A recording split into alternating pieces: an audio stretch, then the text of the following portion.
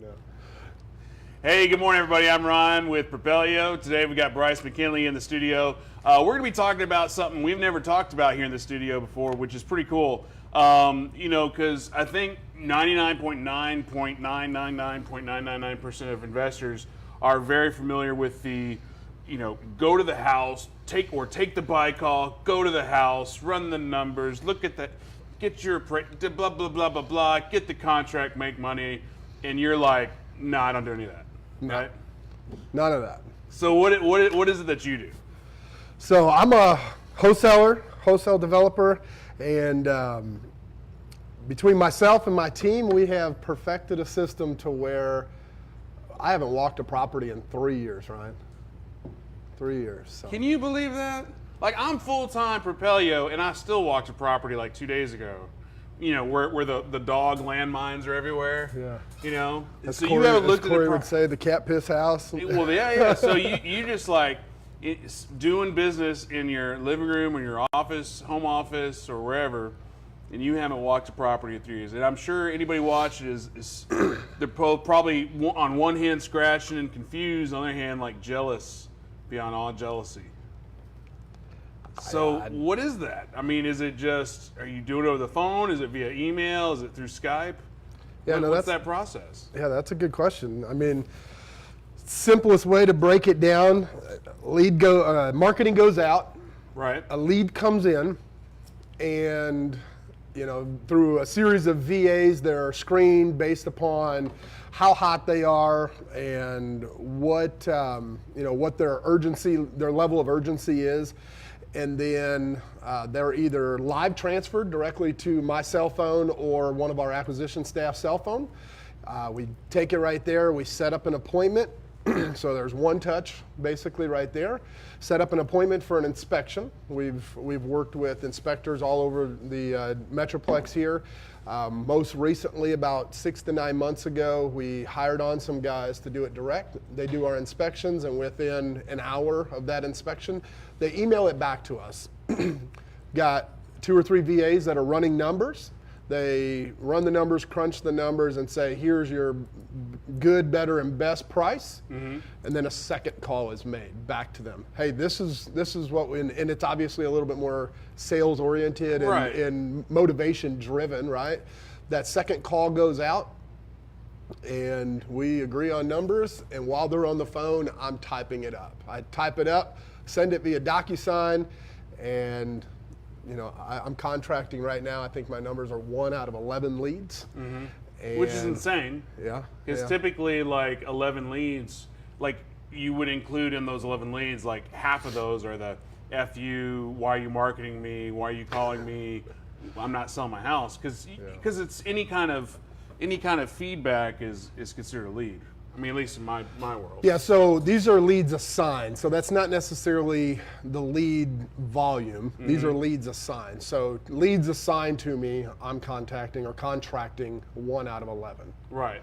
And so we've got thousands of leads that come in, but out of the ones that are motivated and pushed on to that initial step of conversation. But once that thing is DocuSign, then move on to the next call. It emails myself, so I have a copy, so I can keep track of my numbers. It goes to our closing manager, mm-hmm, and also goes to the title company, and title starts their process. So already, we've talked about 2 seconds, and there's so many directions I could take this conversation. First thing I want to talk about is the 1 in 11 leads, because that's awesome. That's insane. Especially if you're not having to walk the properties. But because, and I'm assuming, how many phone calls or how many leads are you going through a day? So with that process, obviously they're more motivated. Yeah. So I am, now at this point, I'm contacting about 25 to 30 people a day because they're hot, they're motivated, I'm having longer conversations. So it's not a realistic expectation for somebody to jump into this thing and expect, I'm only going to make 20 or 30 calls. Right, but the thing is, though, there's no way you can go see 20 to 30 houses in a day. At most, if you're doing correctly, you're only going to be able to see maybe 4 or 5 if you even have 4 or 5 houses and appointments. Yeah. Because if you got to spend at least an hour at the house. And then you figure drive time Drive to the time. place, back from the place. So 3 hours for one appointment. Exactly. You might get 4. That's what I'm saying. So 4 or 5 if you're doing it correctly. Right. So the fact that you're able to knock out 20 real connections, real calls, because I'm imagining it's like, oh, okay, cool, click, next. Oh, yeah. Is it just dialing for dollars type thing? Yeah, it's smile and dial, as they say. Smile, yeah. Smile and dial. So, I've got a good smile, so that's working for me, right? Or at least I think, anyways. Is you just continue to push forward. As soon as you're done with one conversation, it's hang up, on to the next call. Maybe a coffee in between, but it's 5 feet away. I wanted to start with getting straight into what it is you do so people kind of understand and what we're talking about versus kind of like, oh, I like Bryce, I don't like Bryce, I don't know who Bryce is, so I'm just not going to watch or whatever.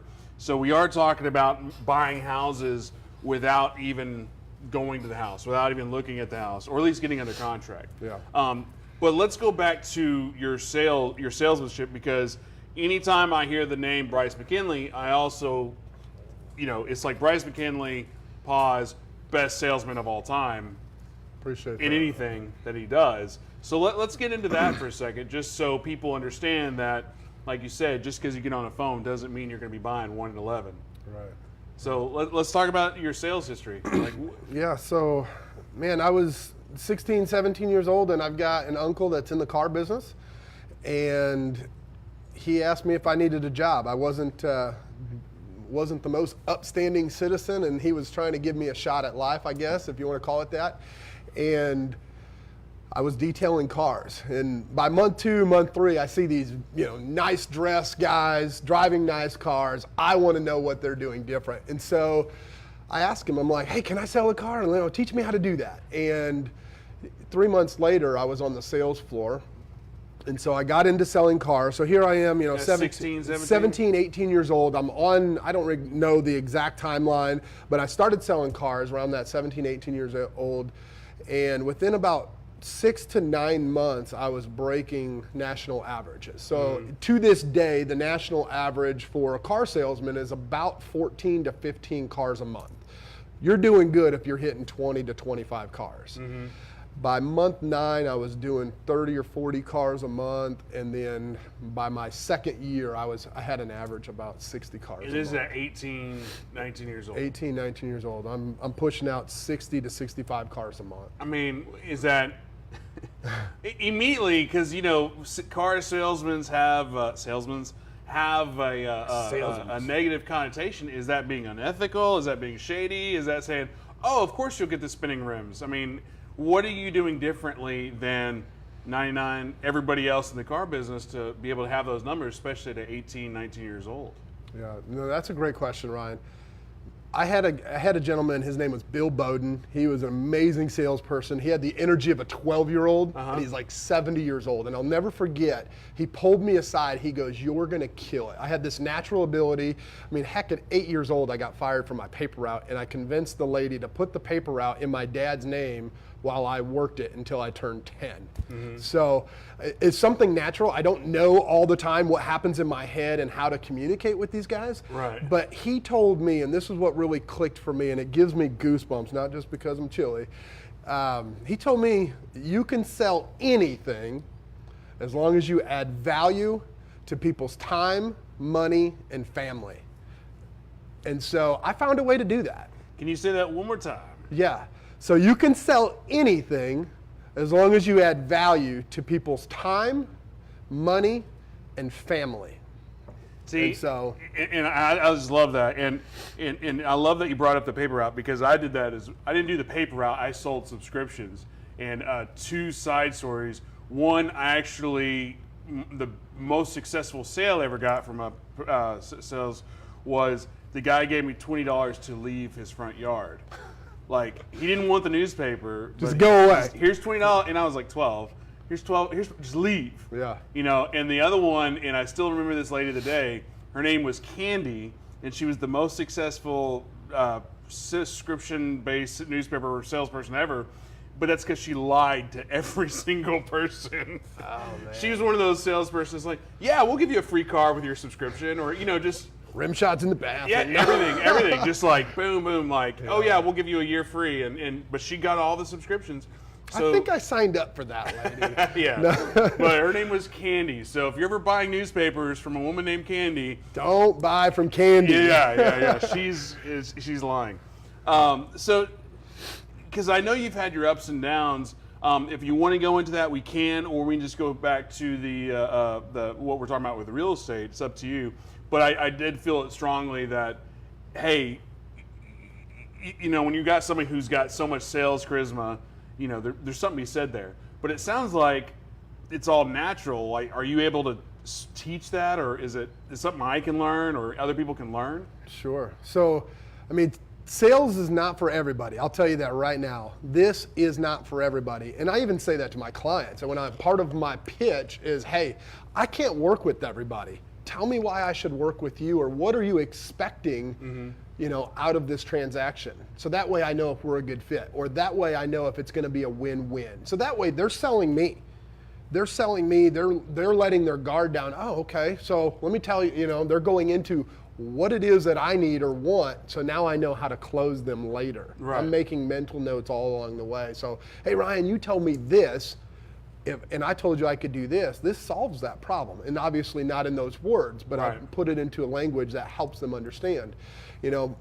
That's not even the high point of my sales career. The funnest part, and I want to share this because this is pretty cool.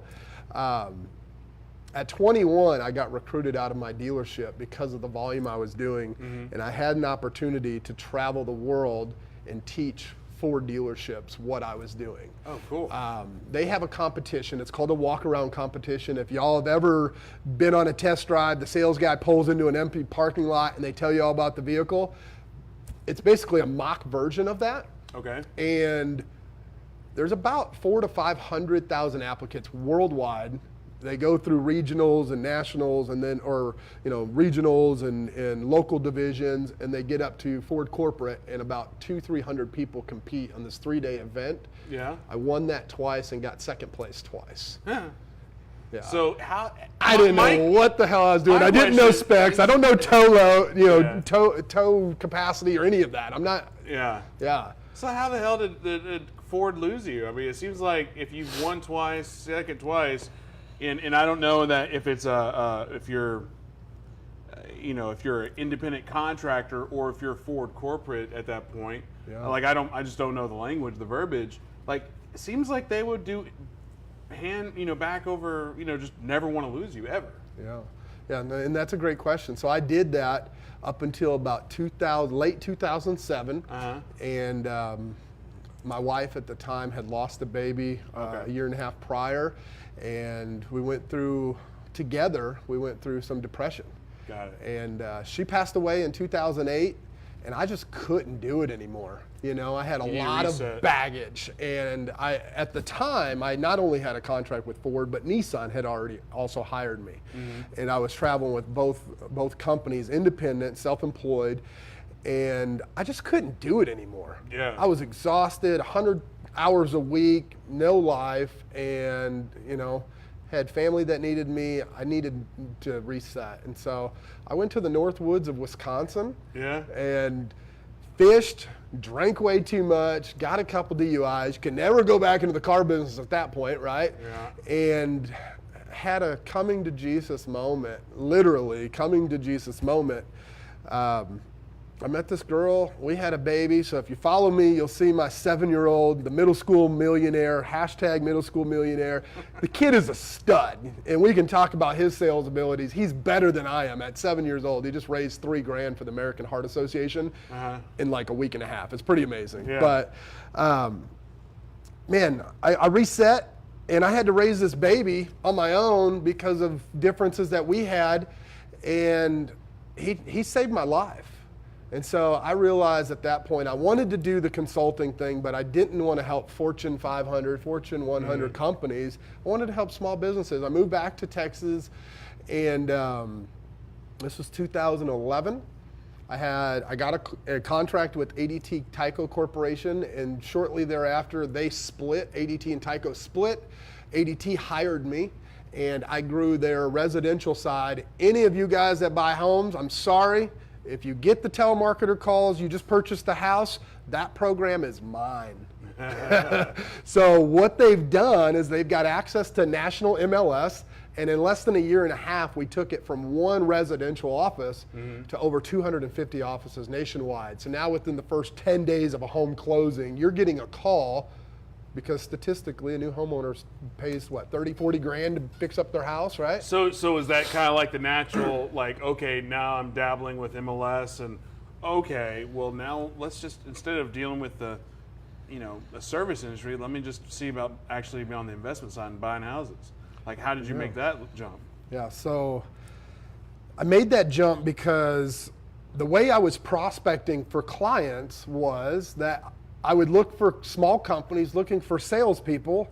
I knew I would get hired because my record said so, right? And I could tell them my story and touch some emotions there. I would get hired, and then I'd say, nah, let's do it this way. And I would pitch them my consult service. And it worked. I had a couple of small clients here in Dallas, Fort Worth area, San Antonio. And then I met these guys that own a real estate company and fell in love with them. They're amazing guys, men of God, great people, right? And they gave me an opportunity. I was at a very low place, depressed, stressed out. They gave me a shot. They're like, hey, come in, do acquisitions, let's try it out. And became a small partner in that company. And here I am today. That was about 4.5 years ago. See, that's awesome though, to go from other than watching HGTV type stuff or having probably no experience in the real estate investment world, but obviously sales is a people business, but being able to take all that experience, kind of come in and just create a new system of, hey, I'm going to buy these houses virtually. Because I've heard of virtual wholesaling and virtual buying from, I hesitate to say, but flipping on the Facebook feed and seeing the Ty Lopez guy, because he had this 22-year-old guy with the cars. He's and he just buys all his houses off Zillow and whatever, and he's a millionaire. And anyway, I'm just I get it, but at the same time, it's you're not using real numbers.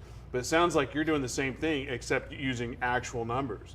Yeah. So what I heard earlier, going back to what we were talking about, the actual process, it sounded like before you even touch the call, they've been screened, pre-screened, and your VAs have already kind of whittled it down to the cream of the crop. Did I hear that correctly, or? Yeah. So, kind of going back to what I was saying, I want to preface what I had said with this. This idea was not my idea. Okay. Yeah. I was a part of making it better. Okay. And so I want to make that clear, but yeah, that's essentially what it is. As we scale this thing and grow, we can't do everything, right? The multiplier effect, Liz Wiseman's book, right. Find good people to do good things and then show them how mediocre to good can become great and delegate. Well, just because it's not your idea doesn't mean you had a huge impact. Take the studio, for example. That's Daniel's idea. It's amazing. Long pause. No, just kidding. I'm just playing, Daniel. Just playing. No, but yeah. You can come in and make your mark, have your impact. But I don't think anybody would be like, "Hey, let's do this." Because I think if I'm buying houses and I'm spending the effort, spending the gas to go look at the houses and whatnot, and I'm buying 3 to 5, and it's well, if I get on the phone, maybe I can buy 5 to 7 just because. But whatever, blah, blah, blah. Or I don't think anybody goes from, 3 to 5 to, and I'm not saying their numbers were 3 to 5, I'm just throwing that out there. Yeah. But now you're doing 20 to 60. And your cost per acquisition is going down. 0. Yeah. But so walk me through that process. As far as marketing going, how much do you think, and if it's proprietary, you don't have to tell me, but it's because I can assume to get that many leads, if you're buying 50 houses a month, is that about right? Yeah, between the team, we're right around. It's kind of leveled off right now. I don't know what's going on. The market's getting a little soft, right. Everybody's experiencing that. But if I use easy math, and if you're buying 1 in 11, but let's say 1 in 10 for easy math, 10 leads times 50 houses, that's 500 leads. To get 500 leads, that's probably a lot of marketing.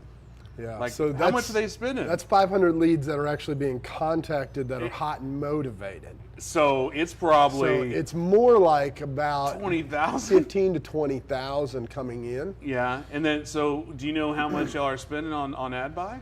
So one of our other partners handles that, so I don't know the specific numbers. Right. I know that Usually people are very squirrely about that anyway. yeah, I do know that it's in excess of about $100,000, 100,000 mailers, and then we have 9 radio stations also.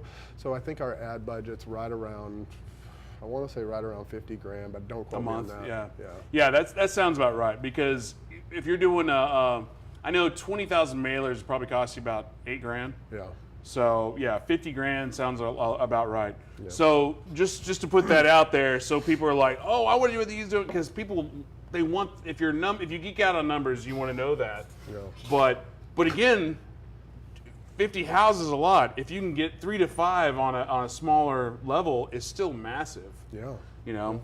And I would say, you know, if I may, please do. If you're starting out in this thing, don't judge your productivity on somebody that has gotten to where, you know, where I'm at, right? Don't judge that productivity on where someone else is at.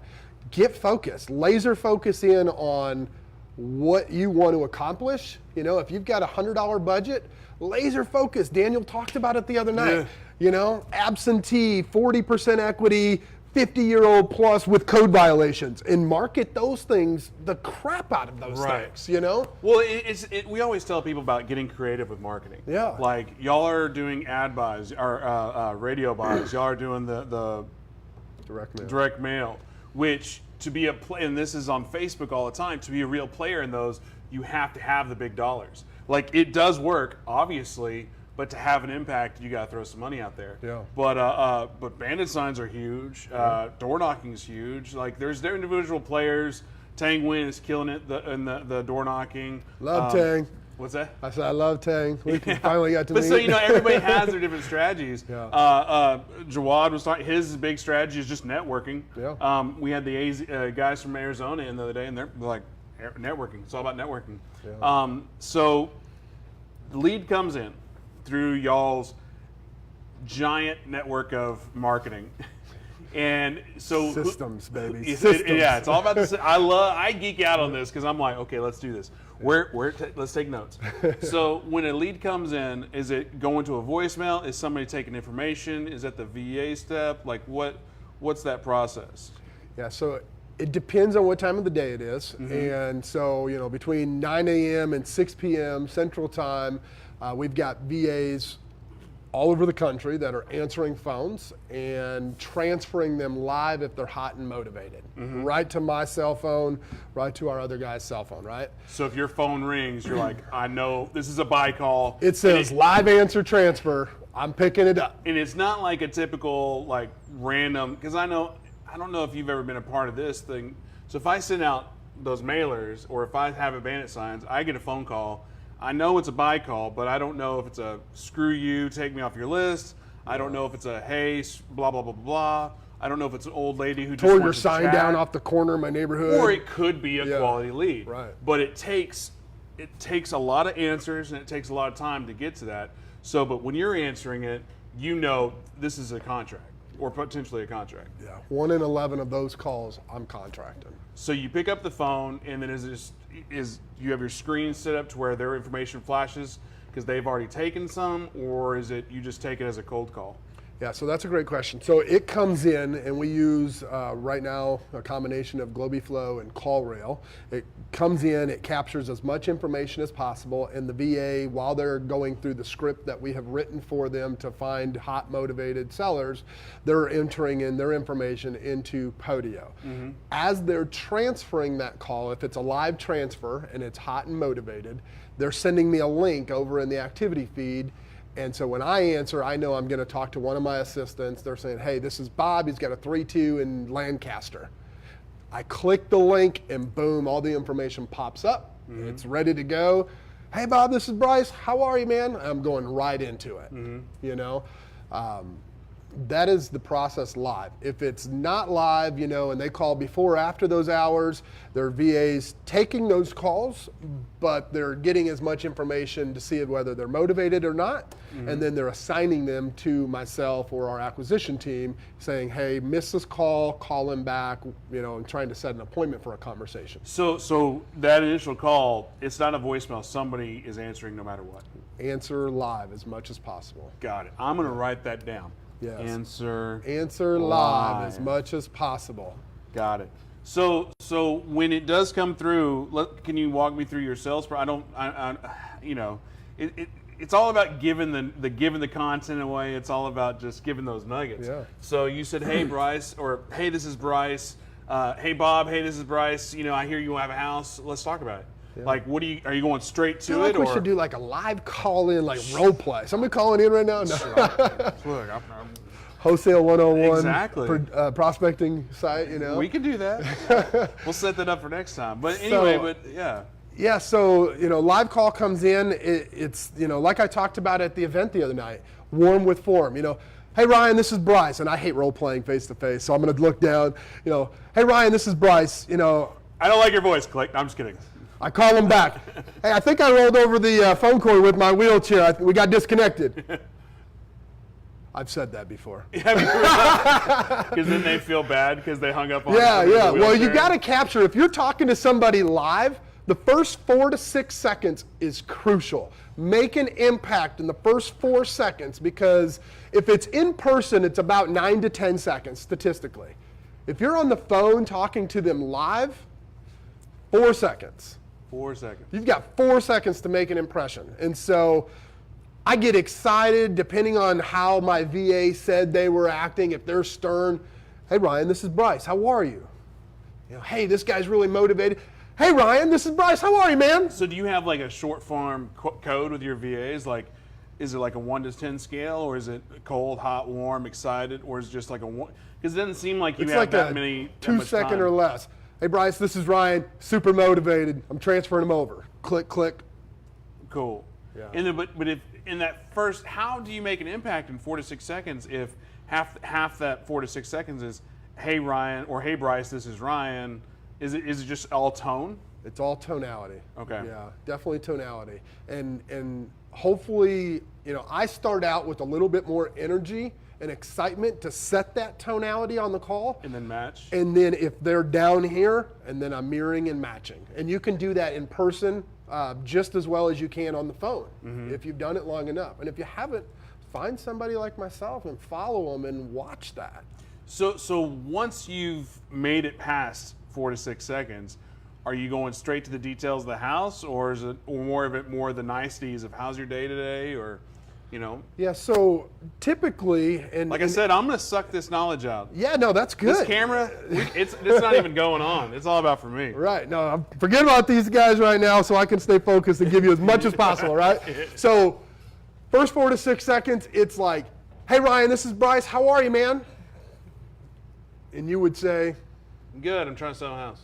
Hey man, well, I want you to know, and I'm going to tone it down. I want you to know I appreciate you for calling. I see you heard our ad on the radio. Man, tell me a little bit about what's going on. Why are you selling your house today? Keyword today. I'm creating momentum. I'm creating urgency psychologically. Right. And then what I'm doing while they're... Because I think most people, sorry to interrupt, but fine. it's just the whole, why are you looking to sell your house? Yeah, or how much are you looking to get for your house? You could apply that to the in-person stuff right there. Yeah. Like if you're actually on a buy call, that's a huge nugget. Like if you just missed that, you missed a huge nugget. Thank you. Yeah. We can end this stream. That's the nugget. No, I'm just kidding. Have a good day. Kidding. I'm kidding. No, but like recap it. You said, why are you trying to sell your house today? Right. Hey Ryan, man, I appreciate you calling. Tell me a little bit about why you're looking to sell your house today. And there's NLP in there, if you guys aren't familiar with that, neuro-linguistic programming. Pause today and emphasize that. That's your second nugget. Yeah. Emphasize today. Don't say it like I just said it. No. You're like, no, you suck at sales. Ryan, just stay in the studio. No, Don't you'll be all right, man. It's easily learned. I haven't always known this, but when I learned this, it changed the entire game. It really did. I did it naturally I didn't know what I was doing. And then when I learned what I was doing, I could do it intentionally. And we all live one of two ways, right? We live reactionary, going through the motions as best as we can, or we live intentionally and intentionally applying added value to people's life, money, and family. Right. Creates larger profits. It creates more deals. So now that we're into this, look, I'm sorry if y'all are not into this, but I'm into this conversation. We've got quite a few people, so if you have questions, please drop them in. We will get to them. If you don't follow Bryce, go add him as a friend, follow him. We dropped a link to his group. Try to see if we can get into his Wholesaling 101 group. If you've never heard of Propelio, check out Propelio.com. We do comps, we do lead lists, we do websites. So there's a lot of information out here. Drop us some likes, drop us some shares, and if you have questions or comments, please drop them in. I'm not ignoring you. I'm just like laser focus, baby. Laser focus. I eat this shit up. So drop your questions. We will get to them. But again, I'm sorry, we're still in the first 8 seconds, and I know I've spent like 30 minutes to get to 8 seconds. It's honestly the most crucial part of the entire call. Everything else can become robotic. Now, is that because you're setting the tone, you're setting the expectations, and you're implanting those, I don't want to say manipulations, but expectations? Yeah, expectations, manipulation, whatever you want to call them, you're setting the tone and the expectation of the way you want that call to happen. And so, the next thing I go into, once they've given me their laundry list, and 9 out of 10 times they're going to tell you, well, my grandma gave me this house, or whatever the situation is, the next step is to acknowledge and wrap a feeling with language around their situation. So if grandma gave them their house and now they have 2 houses and they can't afford it, wow, Ryan, that's got to be overwhelming. Let's see if we can do something together today. So you're acknowledging that it is most likely overwhelming, and you're subtly suggesting that even if it wasn't, it probably is. And then again, you're reaffirming the today. Yeah. If they don't have a problem and they don't know it's a problem, create a problem. Wrap language around it, and then create a solution. Right. It's that simple. Don't overcomplicate it. Create a problem, provide a solution. And the best way to do that is touching the feelings, touching the emotions around the situation, and then being a solution provider. So did you hear Grant's presentation about the head, heart, gut? Yeah. So yeah, that's huge. That's a gold. And how would you apply that? And I know we're still in like 10 seconds of the phone call, but like, do you take that into account when you're on the phone? Like if you're trying to go the feeling route and they're like, well, I don't care, I just want my money. Yeah. Like, how do you deal with somebody like that on the phone? On the funny phone. The funny phone. Funny phone. There you I like go. that. Hashtag funny phone. So, you can't always tell that in the first, 8 to 10 seconds. You're not going to be able to tell whether they're a head, gut, person, or head, gut, heart person, right? However, when you ask them or you tell them, I can't work with everybody and I'm picky about who I work with. Tell me what you're looking for when you sell this house. They're going to tell you. They're going to tell you, I just want to do this fast. I want to get as much money as I possibly can. Right. I just want to be done with this thing. They're going to tell you, right? And in that moment, now you know whether they're a head, heart, or gut person, most likely. If not, then you start going into the canned questions. It looks like, I never say Zillow. 9 times out of 10, I'm running Zillow because it's quicker. And I've got a link in my system where I can click the address and it automatically takes me there. But I can tell, what their estimated value is based on all of these canned sites. And before I get into hard numbers, they want 220,000. Well, if Zillow says 220,000, I know they probably got that number there, right?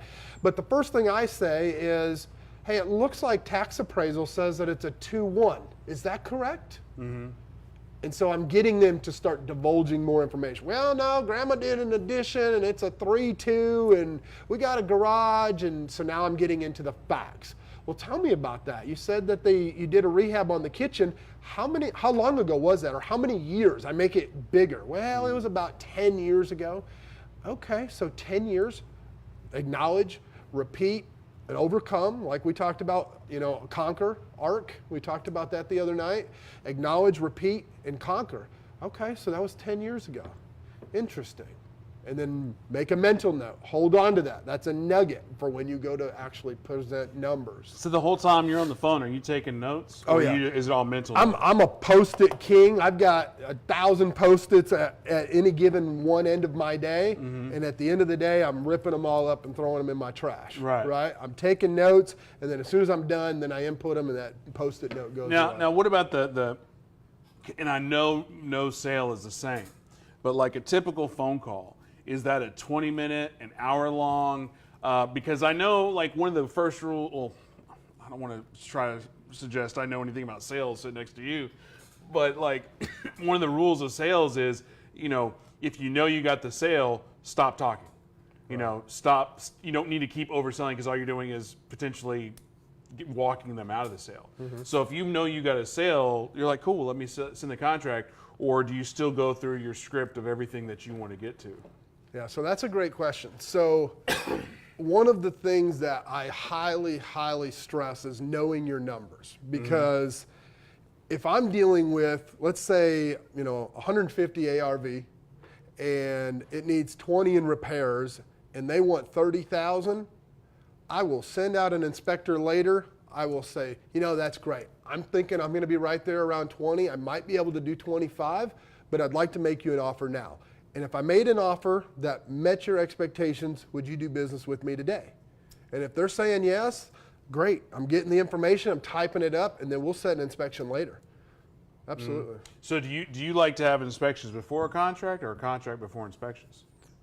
9 times out of 10, I'm doing an inspection before contract. Okay. I want to make sure, because I set the expectations, hey, I'm going to pay somebody to come out there. I'm not actually walking the property like everybody else does.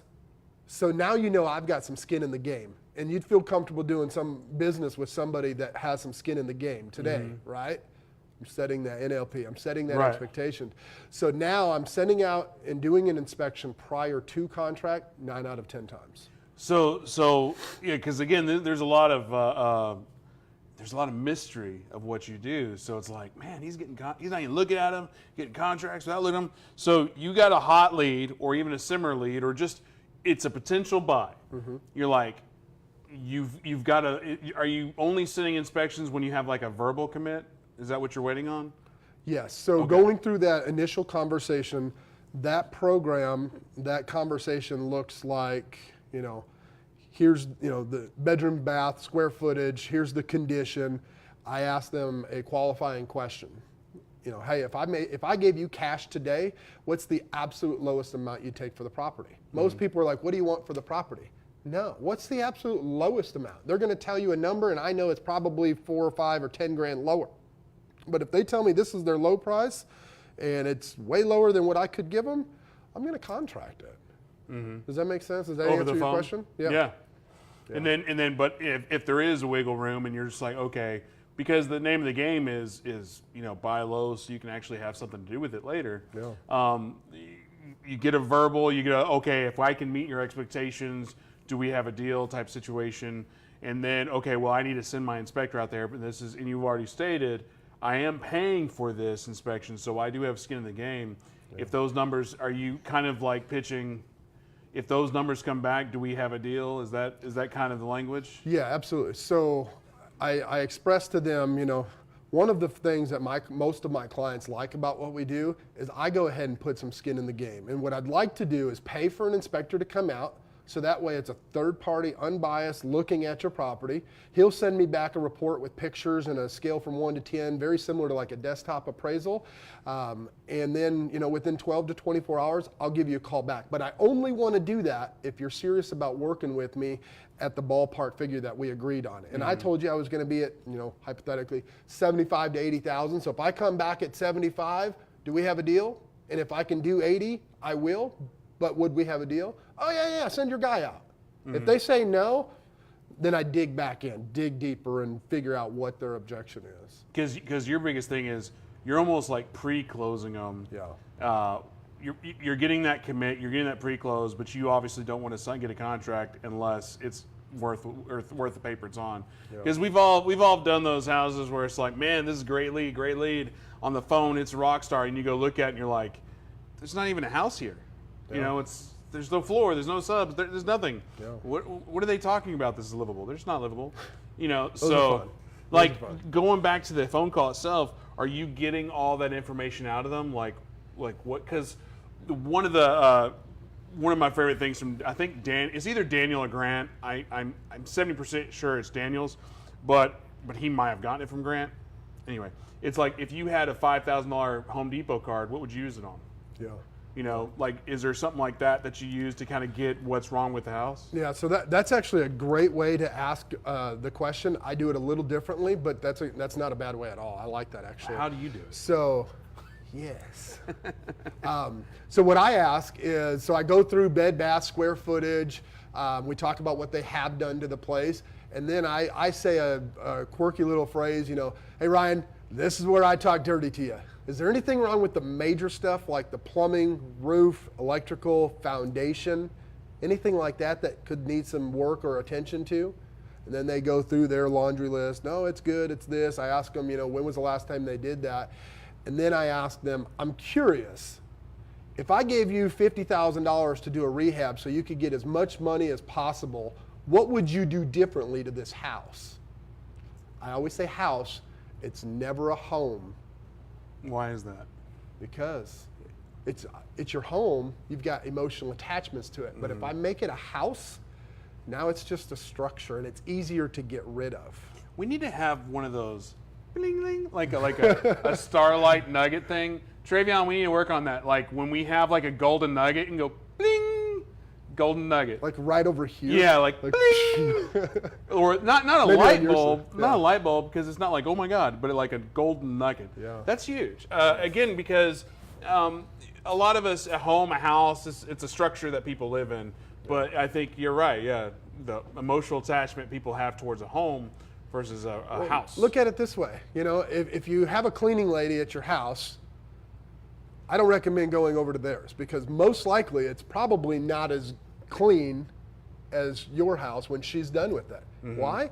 She does it for a living, right? Right. It's the same thing. I don't look at the house as if it's a home. It's an unemotional attachment to it. And so I want them to feel the same way. So you pitch it the whole, if you have $50,000, how would you rehab or redo your house? And they come back. And that dollar amount's different every single time. If I'm talking to South Dallas, I'm going to give them $5,000. Right. If I'm talking to Plano or Frisco, hey, million or 50 whatever. Or 100,000, depending on where they're at, obviously. They're like, well, I'd replace the front yard or the front wall. Yeah. Why? Well, because it's not there anymore. It's been a trap house for 6 years. No. Yeah, like the back wall got ripped down in the police SWAT raid. Yeah. Wait, what? You know? Oh, did I forget to mention that? So this is worth land value. Let's talk about that. Yeah. So what other nuggets am I missing? So because I think, and I would love to get all your secrets, but you know, you get the phone call, it goes to VA, it comes to you, 4 to 6 seconds. You have to really secure the tone of that call, find the pain or find why they're looking to sell it, go through the house itself. If you can make a deal, find the motivation, create the pain. Oh, bing, and then create the solution. There you go. Because they'll have the pain, but they will not emotionally attach it as well as you can when you acknowledge it and you help them feel as if that you care. Yeah, Daniel likes to. He doesn't like to say it like this, and by no means are we. And what am I about to say? A derogatory thing, but he calls it twisting the knife. Yeah. You know, the knife's already there. You just got to twist a little bit. Yeah. You know, and just like, especially when you're dealing with pre-foreclosures, where it's like, do you realize you're about to lose your house in a week? Yeah. Twist, twist, twist. So. And that's a great subject to talk about. If it's in pre-foreclosure, I understand it's a little stressful right now, but do you understand the ramifications and the process that you're up against? Mm-hmm. And then I explain that to them, you know, so that way I'm digging that knife in. Right. You know. So, but as far as the process of going through that, you know, getting that trust or that, maybe it's not trust, but just the ability to work with somebody, You've got the commit that if my inspection comes back and I can do this number, we have a deal. They're like, yeah. So you almost like pre have a deal because you've already set the number. When the inspection comes back and they're like, Bryce, and they give you something way out of whack, do you call them back and be like, hey, yeah, I can't do that 75, it's actually going to be 40? Yeah. What's that phone call look like? Yeah, and that's a great question because that happens. I've ran into that 3 times this week, and this has been a slow week. I've only got 7 contracts this week. And you spoke on Monday. And I spoke on Monday. I was prepping for that and doing some other things in the background. Right, it's been a challenging week, right? But to answer that, I start out the conversation the same way. It's the same conversation, warm with form. Hey, you told me you were going down to that event the other night. How'd that go? Yeah. Get them excited. Okay, well, I'm ready to make an offer. I know you're ready to take one. Let's talk about that. I do have a few questions, however, and I'm sure you probably have some for me. So I'll let you go first. Are there any questions that you have for me before we move forward? Yeah, you said 75 on the phone, but I really need 80. They always do that. They're going to go right to the number. What's your offer? Yeah. That's a great question, Ryan, and I'm going to get to that because I know you want as much as I possibly can give you. Heck, for the same reason, I want to give you as much as I possibly can. But I'm curious, we didn't talk about that back porch that's fallen away from the house. What's going on there? Have you had that looked at? Oh, yeah, we had so-and-so. Did you get a bid to fix that? So now I'm adding more pain. Hey, you told me there were some foundation issues and you had it fixed, but there's some pretty major cracks back in that yellow and purple room. Have you had that looked at recently? No, that was about 2 years ago. Ooh, 2 years, wow. A lot of things change in 2 years. So you're putting it on them that's like, you didn't tell me about this. Let's talk about this. And I'm creating more pain. Yeah. And I'm going to get their number psychologically down. It's like, and when you said needed paint, you didn't tell me it needed walls too. Right. Yeah, I'm bringing it up. Hey, you told me it needed paint, but you didn't tell me that it needed the drywall and spackle and tape and bed to do that. You do have a fanboy here in the office because Daniel, he loves watching your live streams because one of the things he saw was somebody talking about how they redid their bathroom, and you're like, yeah, some people do love the 80s bathroom or something like that, or it might have been the kitchen or the 80s remodel, and you basically they were all excited and you just cut them at the knees. I don't know if you remember what he's talking about. I kind of do. I remember him making a comment or laughing about it. Yeah. Yeah, it's like, some people do love that 80s style bathroom. When did you do that rehab? And I just kind of subtly, I kept moving, asked the question. So they're like, their light bulb went off, but it was more of a red light bulb. Like, oh shoot, he caught it. Yeah, because people are like, yeah, I redid my house 12 years ago. Well, a lot's changed in 12 years. That kind of thing.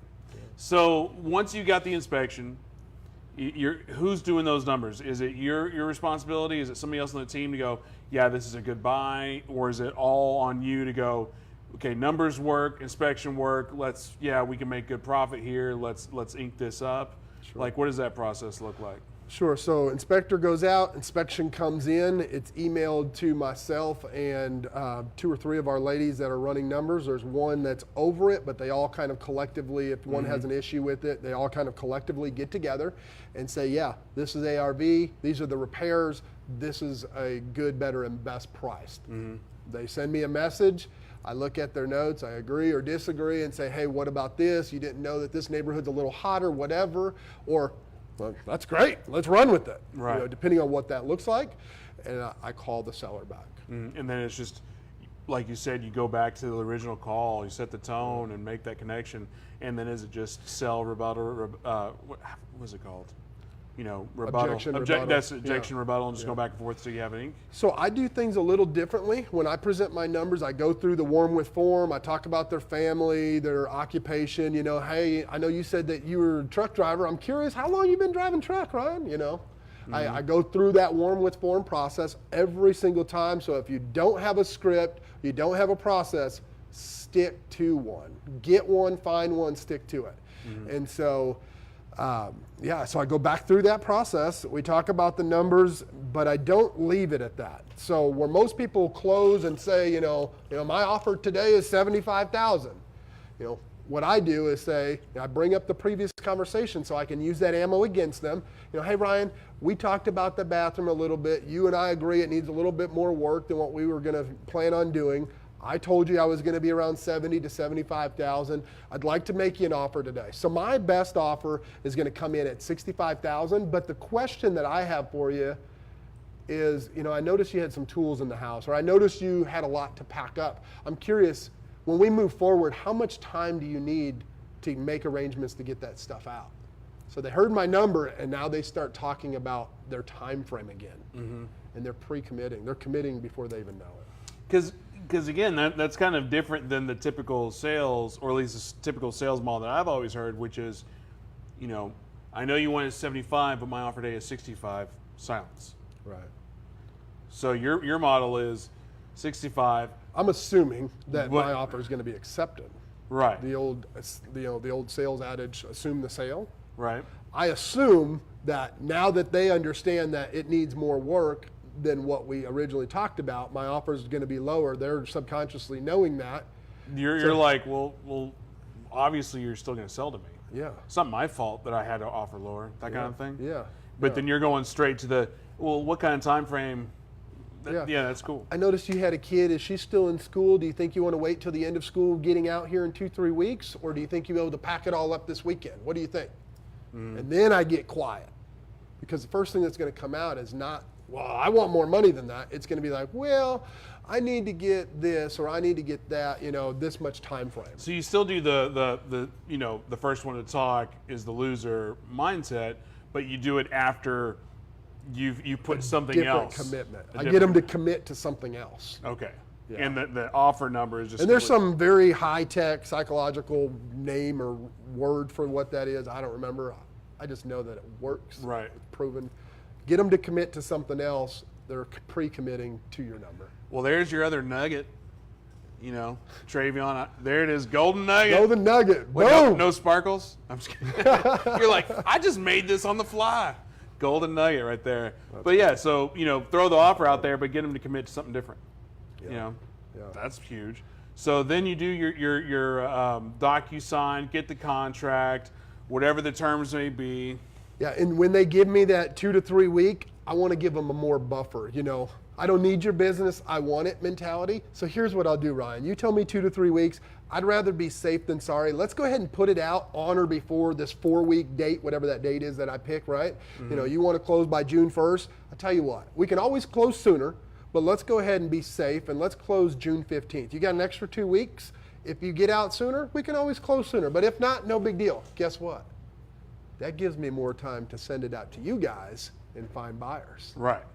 But and maybe this is just because I've been in this world so long and maybe I'm believing my own bullshit now, which is the whole, and it's wrong to assume that everybody's motivation is a quick sale. Yeah. It's just wrong. But, part of our investors like, hey, that's one of our perks is we can close in 7 to 10 days. Yeah. Well, most people don't care about 7 to 10 days because they have too many tools in their garage that they can't get out. They do, but once they get an offer, a commitment, then they start renegotiating on price. They start renegotiating on time frame. I'd rather just give them as much as I possibly can. Right. Make them feel good about it.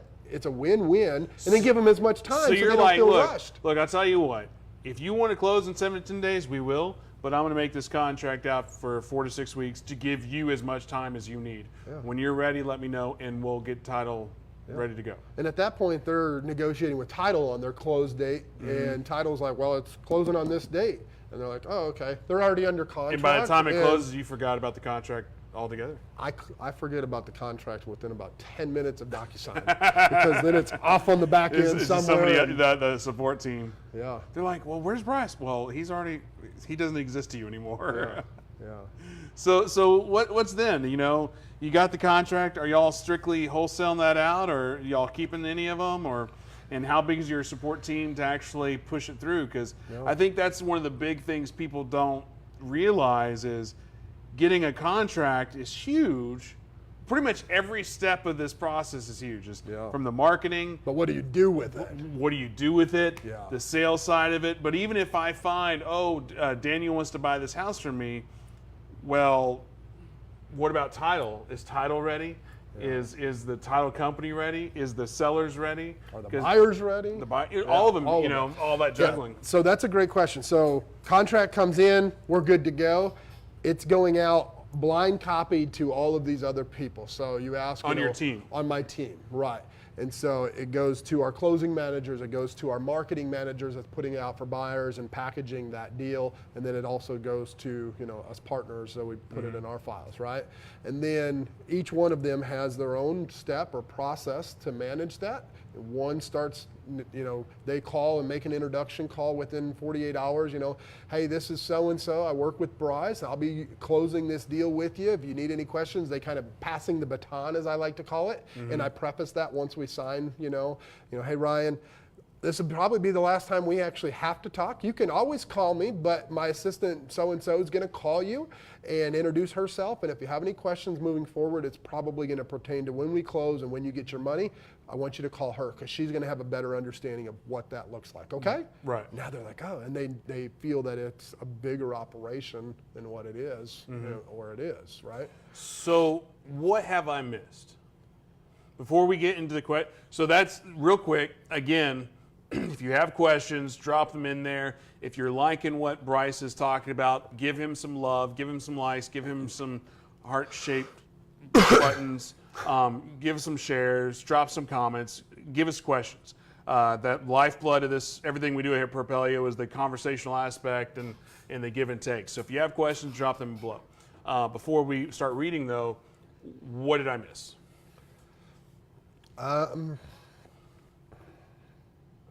Was I thorough? You were very thorough. Sweet. Yeah, you did a great job. I mean, Sweet. lead comes in, lead has a conversation, lead gets an inspection, lead gets contracted, it goes to the back end, it goes to title, it goes through marketing, and then, you know, those ladies coordinate that throughout that process. So, yeah, you did a great job, man. Well, I appreciate that. Well, I don't know if I have all the comments because I thought I saw a couple more in here.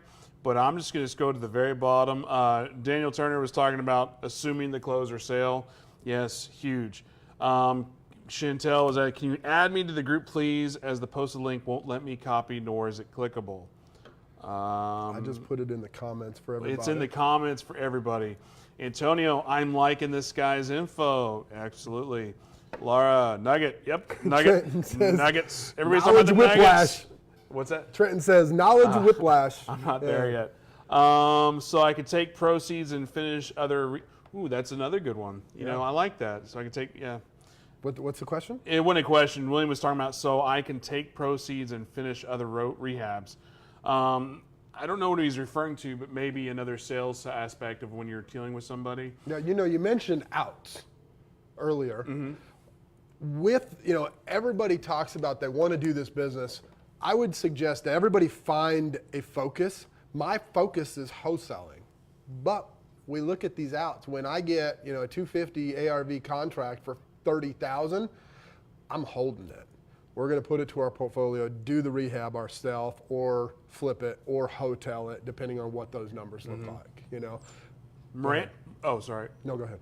Well, I was just moving on. Yeah.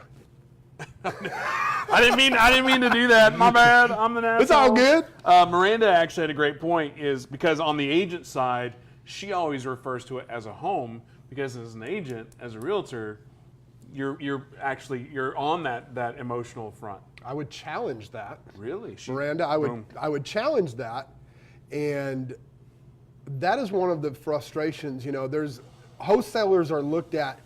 Typically, and I made a joke on stage the other night, you know, how much we're loved by agents. I love agents as long as they understand this process.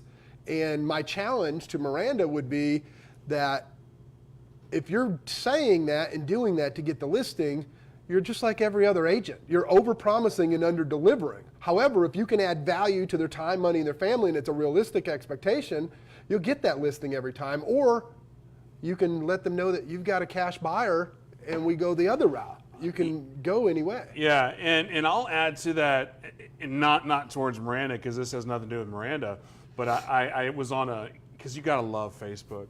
There was a comment on one of the groups or one of the feeds about how from a realtor that wholesaling needs to be regulated or should it be illegal, and all these realtors were jumping in, blasting investors' side, and you know, I forgot if it was me or somebody else making the comment about, it's like, well, realtors on a whole are doing the same thing. You know, you've got shady wholesalers as you got shady realtors, because a lot of them are overpromising just to get the listing.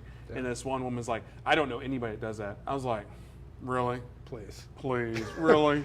You don't know a single realtor that's just like, you didn't do that your first 5 transactions? Yeah. It's like, oh, well, you know, Bryce the agent says he can list my house for 100. Ryan the agent says he can list it for 150. I'm going to go with Ryan. You've never met those two guys, Yeah. really? Anyway, Yeah. But I mean, it's the same thing.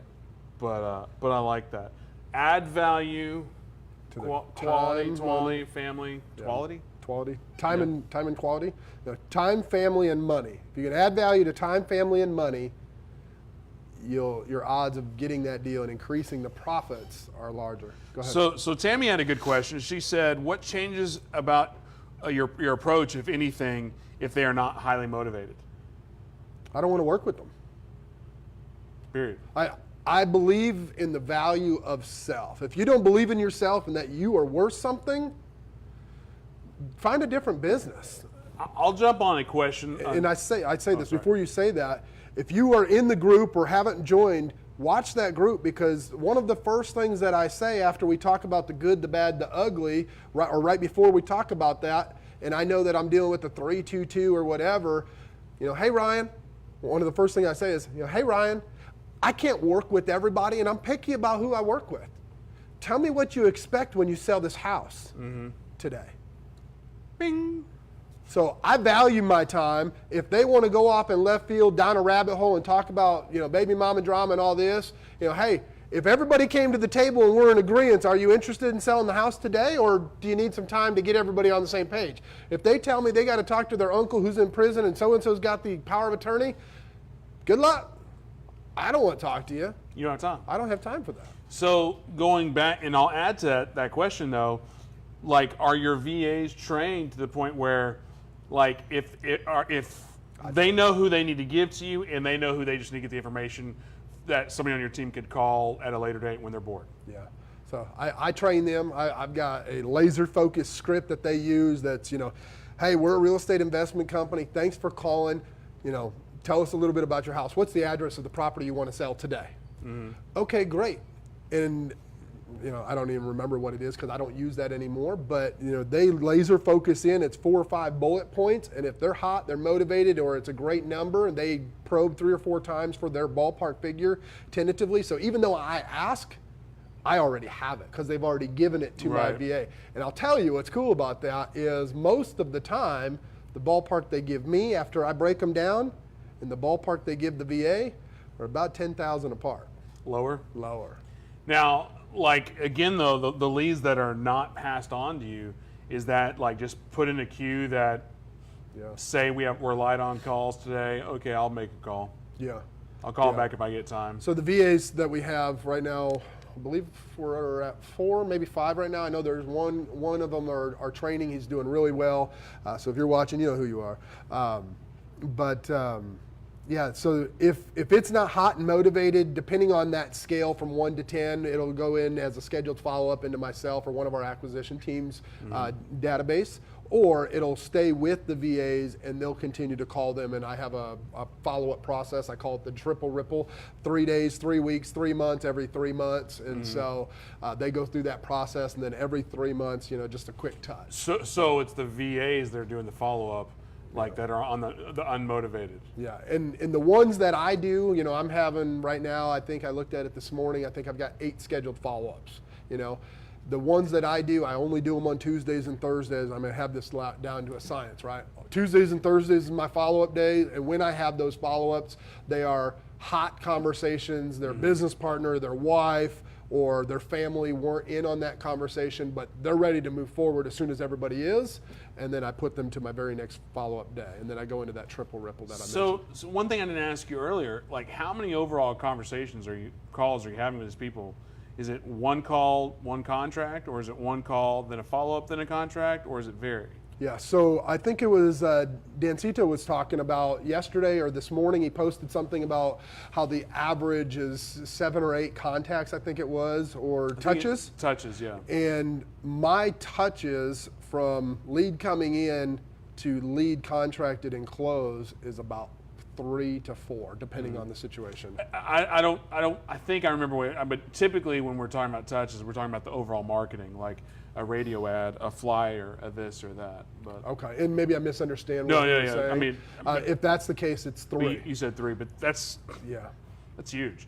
Because in the door or in the last time I ran analytics, it's you don't know how many postcards you sent them or bandit signs they saw. And we track every single one. I mean, you're going to get the same company flyer, but 3 different ones look different. You know, I'm calling you and 2 other guys, and then I look in my lead and follow-up system, and I've got duplicate leads for the same one. It's catching it because they've called 3 different people, but they all called me because my flyers look different. That's another golden nugget for you.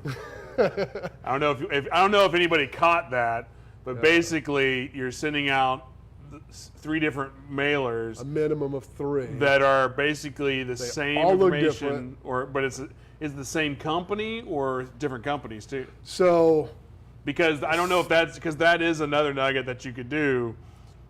each marketing has its own company. So that's what I heard, and that's what I was thinking. So that's the nugget right there. Is if you really want to dominate somebody, like especially if you're doing door hangers, why drop 1 door hanger when you can drop 3 door hangers? And each one has a different name. Different name, different phone number. Bob Smith and Sally Johnson and whoever else, right? And you're calling and prospecting, and guess what? You're all coming to me, baby. And you just need to remember how high or low you need to make your voice. Well, no, it's a different phone number. Okay. And so that phone number comes in, and it's this piece or this piece controlled or this piece controlled 3. And I know when it captures that information based on the phone number. Right. Okay. But I'm just saying, if they're all coming to you, you could be like, yes, this is Bryce, or no, this is Ryan, or This is Bob. But because We try to keep the names in, and this is my secret sauce. that's what it's all about, getting that secret. Yeah, I mean, we try to keep the names neutral. So, if you get, you can think of a name that would be Steve. Well, it could be Stefan. So it could be a female and a male. Stefan. Oh, okay. So it's like, or no, it's Steven. Oh, you're asking for Steven? No, it's Stefan, and Stefan is my VA. And you wanted Ryan, or did you want Rian? Right. Exactly. Yeah. Oh, he doesn't. Did you want the male Ryan or the female Ryan? Male Rian or female? I just want to talk to somebody who wants to buy my house. Fantastic. I'll get you right over. It looks like Bryce Ryan is available. Bryce Ryan. Middle name, by the way. Man, yours is? Yeah. Sweet. See? Good people. Again, Facebook hates me because it deletes my comments, but how many hours a day? Shelby was giving you props for the only 7 contracts. Daniel's laughing at the golden nugget. Yep. A lot of people watching, a lot of love, so keep those likes, those shares. Jason's got a good question. How many hours a day do I have a single person cold calling each day? Mm-hmm. So we have shifts. And typically our VAs are calling about 4-hour shifts.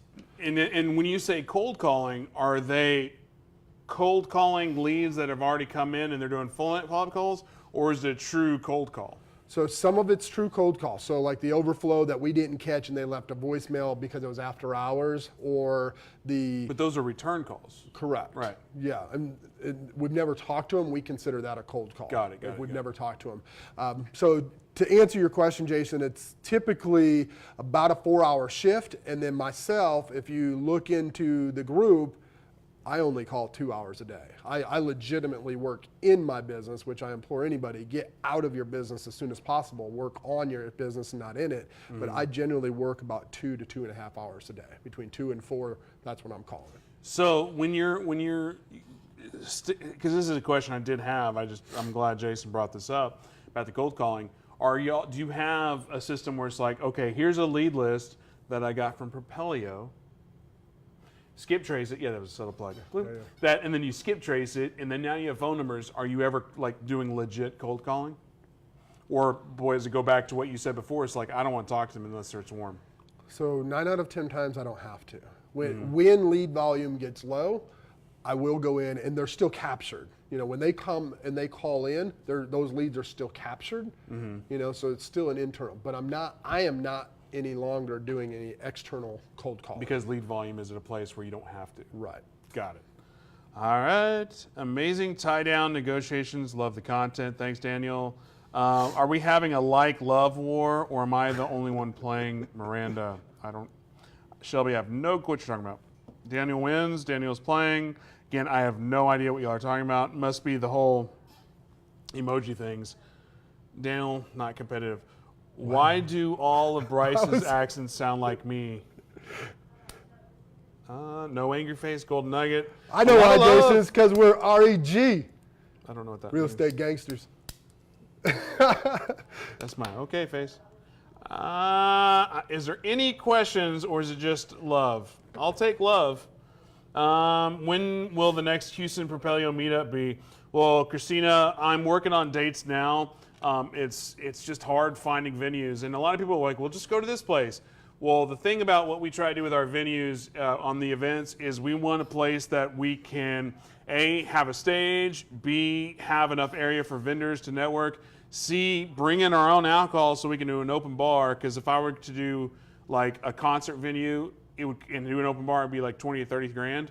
And then that would mean we'd have to sell shit from stage, and that's what we're not trying to do. And then also bring in our own food so we can keep the cost low. But I am working on that. When live is over, it will be clickable. Yep. And it's in the comments, right?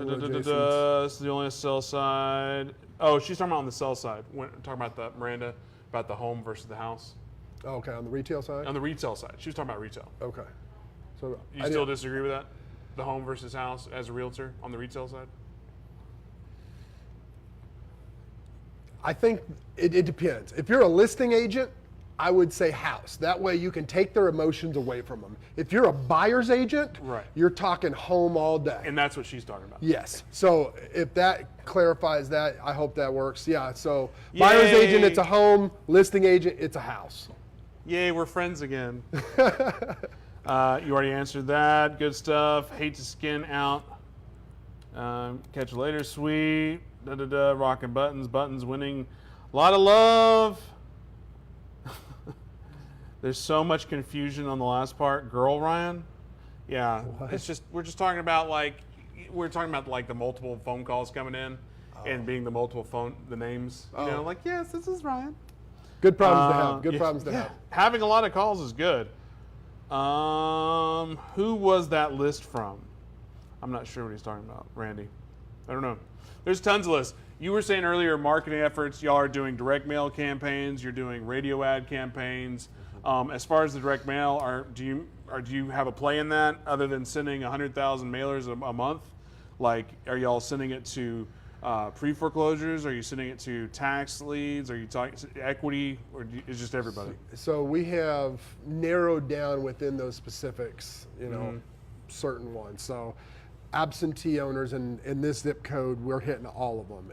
You know, if it's Garland, Rowlett, Mesquite, mid-cities, we're hitting all the absentee owners. If it's in, you know, a mid to high-end neighborhood, narrow it down, laser focus to, you know, 40% equity with, you know, code violations and 65 plus, you know, something like that. So here's a really good question, and you know, I actually would love. I wish I would have thought of this question. What would you suggest to someone who's building a support team from scratch, like your VAs that do those initial calls, like in regards to pay, compensation for those team members? That's a good question. I mean, that's going to depend solely on your cost per acquisition. It's going to solely depend on what your budget is, you know, and how well you negotiate them.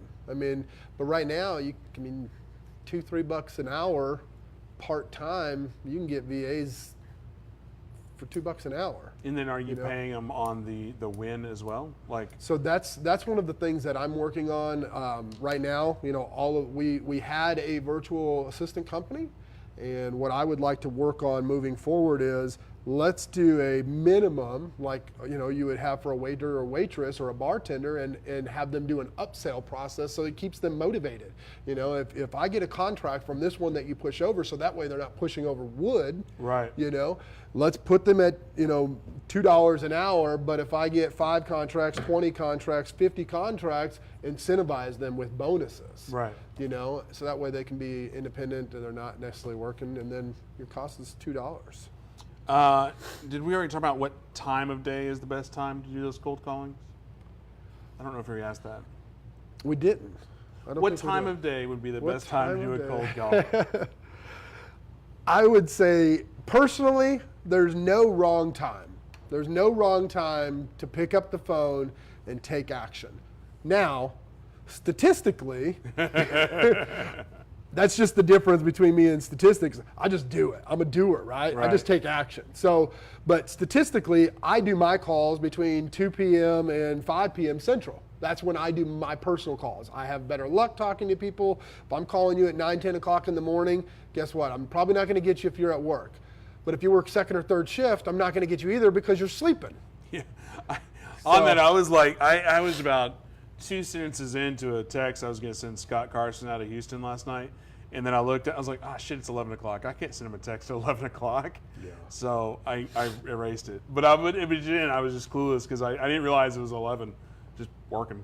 Yeah. But so 2 to 5, but for you, but you're just like, screw it, just take the action.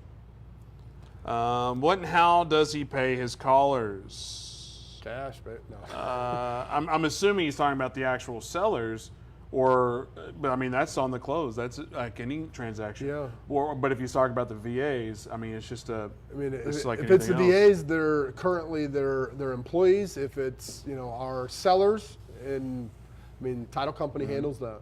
What about hiring the VAs? Are you doing like an Upwork, a Fiverr, or you have your own system to hire them?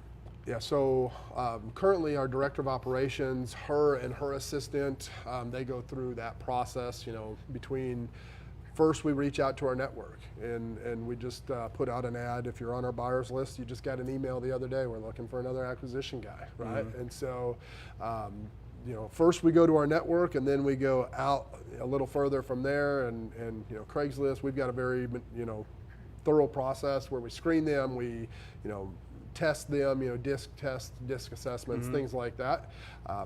Between my partners and I we've been hiring people for 20 plus years. And what about the systems for training? Because I know Daniel, one of his biggest things is he'll do a video training mm-hmm. that he'll standardize for everybody. That way he doesn't have to have the hands-on approach. Like, do y'all do something similar, or do you actually sit each person down to get the expectations? Yeah, so a little bit of both. We don't do the video training. However, we have delegated that to our director of operations as well as some of the other, what were VAs. Now they've, gotten, raises or promotions into other positions, mm-hmm. and then they are duplicating the previous process that's been proven to work. And Carlos, again, has another question about the VAs. Sure. Do you prefer VAs in the United States or VAs overseas, or as long as they speak English good and you can pay $2 to $3, is that what you want? Yeah, that's a good question, Carlos. As long as they're coachable, mm-hmm. as long as they can speak clearly, we'll talk to anybody. People are people. I don't. You get a better rate when you go overseas. I'll tell you that. And just a smidge. So, well, I think we're, I think we beat. We've been doing this for about an hour and 20. So if you have final questions. Like war, drop your favorite likes. Nice. I was like, we were completely clueless of what was going on in the comment section, but I appreciate it. There's like a thing going, right? We're wrapping up. So if you have questions, please drop them in so we can still get to them. It's not every day that you have someone like Bryce in here who's just like no boundary, just letting that information flow. I would highly suggest watching this 2 to 3 times. Get your handy dandy notepad and take notes, because if you weren't aware of how many nuggets that were dropped, you probably are fairly new to this game. I picked up, I don't know if you saw the twinkle in my eye, I go, ooh. Well, Trevon created a gold nugget. I know, I was like, hey, we need a nugget. Yeah. So there's a lot of content being dropped today. So if you have final questions, drop them in. As far as what you're up to, plugging what you got going on, I know you just spoke for us on Monday. What else you got going on in your life? Yeah, man. So currently, I'm looking to have fun, do a bunch of deals. I've got a prospecting group. If you want to see this magic in action, you can go to the link, and join the group. I live stream once or twice a week. I've got 3 or 4 guys that I have trained with permission of my partners, of course, that are not in this market. And one of them is not even in the U.S. I've got a guy right now, active duty military, that is calling into Houston from Japan. If he can do it, there's no excuses. And he's also speaking at our event in Dallas on July 10th.